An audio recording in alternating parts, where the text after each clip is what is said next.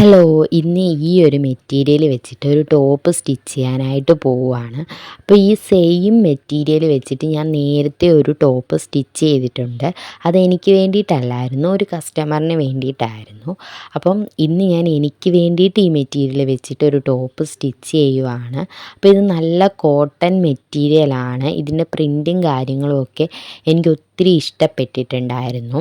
അപ്പം ഈ ഒരു സ്റ്റിച്ചിങ് റൂം കിടക്കുന്ന കണ്ടിട്ട് നിങ്ങൾ തെറ്റിദ്ധരിക്കേണ്ട, നല്ല വൃത്തികേടായിട്ട് തന്നെയാണ് റൂം കിടക്കുന്നത്. ഇനി നല്ല വൃത്തിയായിട്ട് അറിയാം. ഇനി ഇതെല്ലാം അടുക്കി പറക്കി വൃത്തിയാക്കണം. ഞാൻ ഒരു ഡ്രസ്സ് സ്റ്റിച്ച് ചെയ്ത് കഴിയുമ്പോഴത്തേക്ക് റൂം അലങ്കോലമാവും. പിന്നെ ഞാനൊരു 3-4 ഡ്രസ്സ് സ്റ്റിച്ച് ചെയ്ത് കഴിഞ്ഞിട്ടായിരിക്കും വൃത്തിയാക്കുന്നത്. എത്ര വൃത്തിയാക്കിയാലും പിന്നെയും ഈ കട്ട് പീസൊക്കെ വീണിട്ട് പെട്ടെന്ന് വൃത്തികേടാവും. അപ്പം നിങ്ങളും ഇങ്ങനെയാണെങ്കിൽ കമൻറ്റ് ചെയ്യാം.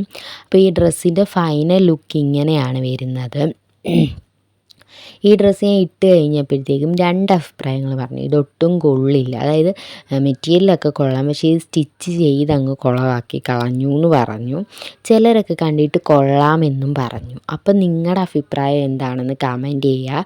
ഫ്രണ്ടിലൊരു സ്ലിറ്റൊക്കെ കൊടുത്തിട്ടുണ്ട്. ഞാനൊരു കുറച്ച് ഒട്ടും ഫ്ലെയർ ഇല്ലാത്തൊരു ഡ്രസ്സ് പോലെ സ്റ്റിച്ച് ചെയ്യാനാണ് നോക്കിയത്. അപ്പോൾ എങ്ങനെ ഉണ്ടെന്ന് കമൻറ്റ് ചെയ്യുക.